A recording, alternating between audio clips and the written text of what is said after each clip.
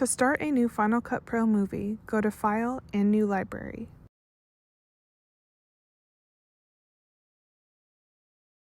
From here, you will want to make a new folder to store your lectures.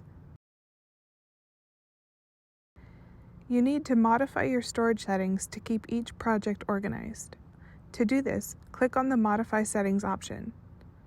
Set the Media, Cache, and Backup options to the library folder you created earlier. To import the footage that you would like to edit, click the Import arrow in the upper left window. You can select the clips you would like to edit from this pop-up window. Now you need to start a new project. Click File, New, Project.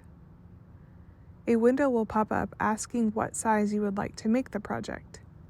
I recommend 1080p for lecture videos. Now you can start to build your edit. To do this, you will need to select clips. You can scroll your mouse over the clips you imported in the left upper window. To select a portion of the clip, you can click the I on your keyboard. Then click the space bar or scroll with your mouse to play the clip. Once the clip gets to a point you would like to end, click the O on the keyboard. This will create a selection that you can drag and drop to your project. The Final Cut Pro timeline is magnetic, allowing you to place the clip anywhere and it will snap into place.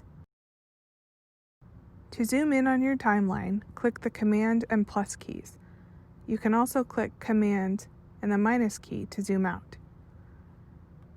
You can adjust the clip volume by moving your mouse over the clip and moving the volume up and down.